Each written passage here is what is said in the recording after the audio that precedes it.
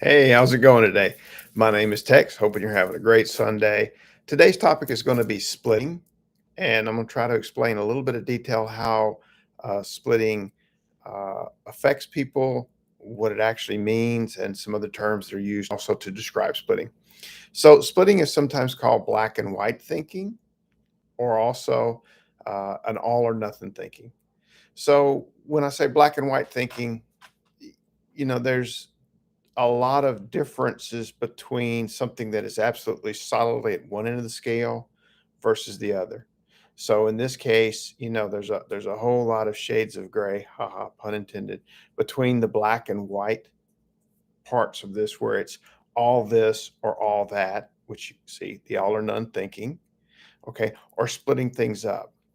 So if you can look at it this way, an individual will have one opinion in which maybe someone is the greatest thing since sliced bread.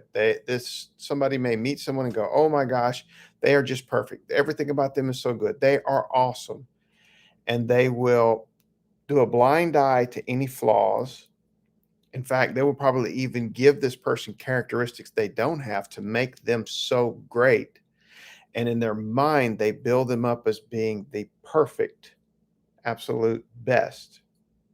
And then if that person does one thing that upsets them, they quickly can move that whole opinion to you are the worst thing since dirt. You are horrible. You are lower than low. You are nothing. And we realize that this isn't really the case with almost anything in life. So the theoretical concepts behind this idea of splitting comes from object relations and the idea that we have internal representations of things that are on the external.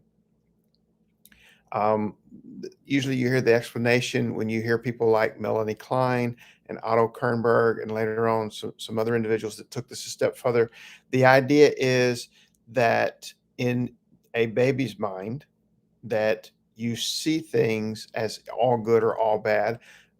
In other words, if you're hungry and mom comes to feed you and hold you, or the caretaker or dad or whoever is taking care of the baby feeds the baby, and the baby thinks, oh, this is great. And in that baby's mind, there's a representation that this is the good caretaker, the perfect caretaker. Now, you could imagine that if the baby wakes up in the middle of the night and no one's right there that very instant, the baby starts to fret. And then this rage or anger takes place in which it's not getting its needs met, and it feels or places all of this problem on another caretaker. It doesn't see that the one caretaker is all the caretaker. It will actually have a representation of a bad caretaker. And then it will split the two into the one that always gives me what I want, feeds me, keeps me warm, and loves me, the one who's not here and frustrating me. And you can almost see this splitting occur. And the baby is not able to integrate the idea that this is the same caretaker. If this doesn't start to get better in life, you start to see the situation where everybody who gives this person what they want is held in high esteem. And the minute they don't get it, low self esteem. Now, remember, everything in life is about getting your needs met. Everyone has a different approach to that. But in the case of somebody with borderline personality disorder who has this splitting effect, it has effects in other dimensions within their life. So not only will they have these tumultuous relationships where they will meet somebody, fall in love with this person, think they're the greatest person ever, the best friend, the best boyfriend or girlfriend, and just put them high on a pedestal, because in their mind, it allows you to see that representation of that person as being perfect and worthy of all this love and adoration and everything that you could put up there. And then when something goes wrong or that person doesn't call you back within 5 seconds, when you call or text them, or they tell you, you say, hey, I want to go spend the evening with you. Can we go hang out at the mall? They're like, no, I can't do that today. Sorry, I have to go. then the mind starts to flip over and go, "Wait a minute, they've rejected me. They're a horrible person. Oh, I can't stand this," and it causes an intense internal response, in which the only way to deal with that response is to shove it to the opposite side and say, "They're a horrible person. They're bad. I hate them. Go away. Never come around me anymore." And you think, "Wow, that's radical." Well, if you try to see everything in a world that is not like someone who's thinking from a personality disorder, then you will want to argue and go, "Oh, well, this just doesn't make sense. And they just need to know that they need to understand that they need to figure this out." And yeah, it's not, if it was so easy, they would do it. I always say to people, it's very rude to tell someone who has a disability. If someone has problems with speech, and there's a deficit, there's a problem, maybe they have a slight stutter or something else, and if you ever see someone, get up and tell them, "Well, just speak slower, it'll fix, just take your time, just breathe." My mind screams, because I'm thinking that is so rude. You're telling someone who has a problem that it's just easy to fix, and it's not easy to fix.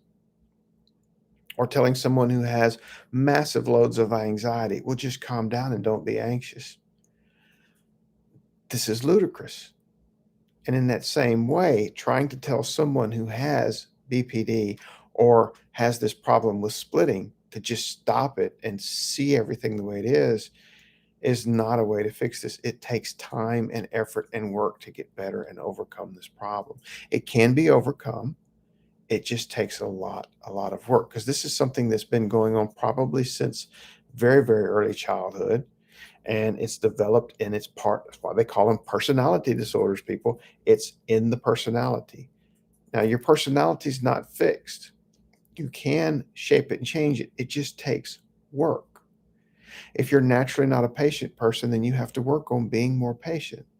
So, for someone who has the problem of splitting, first, it has to be realized. The person has to come to a point where they realize what they're doing. And again, shoving them in that direction, trying to force them to see it, is not going to work, because you're basically screaming at them in their mind that they are wrong, which is another form of rejection. So you can see how that goes wrong very, very quickly. So back on track with the idea of this all or nothing thinking, being able to integrate all these images takes a lot of patience, a lot of time, and a lot of hard work. One way I've heard this thinking process described is this idea of psychic equivalence. So if you look up the work by Peter Fonagy or Anthony Bateman and other greats that have done mentalization based treatment, there's this idea that internally you see this world in a certain way and you project that out, and you believe that that is the only way, that everything is that way.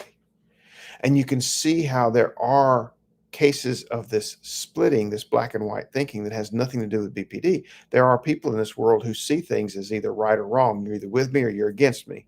You either belong to this political group or this religious group or that one, and you're either, you're wrong if you're not in this one. It's not always just a case of mine versus yours, but it's just a constant thing about, this is the way the world's supposed to be. For those individuals, there's very little room for variance. So this is where we try to introduce this variance, this possibility that there are other answers, other ways of doing it. One of the ones that I've seen recently was someone who had it in their mind that someone was mad at them. So you can see how this goes to this paranoid ideation thing. If you see my other video on paranoid ideation, the idea that people who have stress, especially the stress induced paranoid ideation, someone looks at them and they immediately think, that person thinks I'm ugly. And then they start to follow that trail. Well, it's not just with strangers. If it's somebody that you know and you've idealized them to a great level, and then they do something that seems off, like not answer the phone call, then you get this paranoid ideation that this person is deliberately out to get you. They're mean, they're wrong, they're angry, they're mean, they're doing something to you that you don't want, and you split that off again.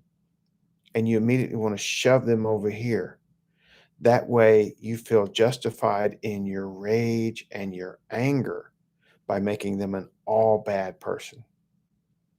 Because it's very difficult to be that angry and to almost hate somebody who is somewhere along the good line. So you literally, in the mind of a person who splits, have to take that and push it over and make them the demon. They were the perfect angel. Now they're the devil. They're horrible. They're bad. So this eases their mind and lets them think in this fashion so that then when they have rage or anger, it's justified. Now, how does this splitting also occur within groups of people? Someone who does this external splitting, because what I've described so far is more of an internal makeup. When they project that out into the world, what will happen is then they will take a group of people, like say if someone goes to the hospital and they're having problems, they're sick or they feel bad, and it's not just in the case of the mental health wards, but even in the regular hospital. A nurse will come in and they will start to idealize this nurse because this nurse is there, they're helping them, they're nice, they're kind, they're patient. And so then they will start, asking for favors and doing, like, oh, well, I know it's a rule that I'm not supposed to have my phone here in the bed, but I haven't got to use it all day long. Do you think I could sit with it a little longer? Or, I know I'm not supposed to have it, but do you think I could have a soda from the machine down there? And sometimes people will want to break the rules ever so slightly because this person is being so nice. And that person is idealizing you and telling you, you are the greatest person ever. You know what? No nurse has ever understood me like you. You are just awesome. Or they'll do the doctor like, doctor, you are so smart. You know what's going on with me before I know what's going on. You are just the best ever. And of course, they feed into other people's egos when they do that. But you're being set up because then those favors they ask you for later on, when they ask somebody else for those favors and the person says no, the immediate answer is going to be, well, this person always lets me do it because they're trying to get their needs met. So they're trying to poke that person. And if the person still says no, not only have they set you up for doing the favors, now you're going to get in trouble. They've also started to, in their mind, demonize this person that said no to them and won't let them have what they want. So then they get angry, upset, and they're horrible. And then later on, when you come back in the room and you're the good person, the good doctor, the good nurse, they will start telling you how mean the other person was to them. And it's very easy for you to want to believe that because you're thinking, well, this person's always so nice and sweet to me. Why would they lie about this person? But this is their nature. They're getting their needs met. So then they end up splitting and pitting people within the ward against each other, or the school, or families, or friends. They'll do it with a friend group, and you'll be either the idealized or the nobody. And then they will start to pit members in the group against each other. And in this way, they get their attention, they get their needs met. And if you can separate yourself for a minute from this whole right, wrong, good, bad, and just observe, do the mindful thing and just observe what's going on, you can very easily see that this individual is getting their needs met the best way they know how. It may not be the best way ever, but it's the way they know and the best way they know, and they're getting what they want out of the situation. So if you find that there's somebody in your midst that's in the center and knows everyone, as people start to argue and groups of people, groups of friends, staff members start to go against each other, there may well be someone in the middle who split them up, who's assisted that operation. So there's a way external splitting can happen. Within the person themselves, there's a splitting going on because the things that they don't like in themselves, the things that they see in themselves, it's very difficult for you if you can't integrate the outside world to integrate your internal world and know that there is a good you But there's also a you who may be angry, mean, vindictive, bad, and you're not able to look at all those and think, this is all of me as one integrated person. You will tend to split. And there's several ways you will see this occur. One is that person will take the things about themselves they don't like and they will want to split it off from themselves and project it onto others. And by doing that, they will, like they're just convinced that no, that person is lying. That person's mean. That person's rude. I'm not that way. They are. So they project that part of themselves they don't like out. That way they can have an all good feeling on the inside. Sometimes it goes a step further into projective identification where they will split and project onto another person that that person is mean and bossy and manipulative, even if it's them that's being mean and bossy and manipulative.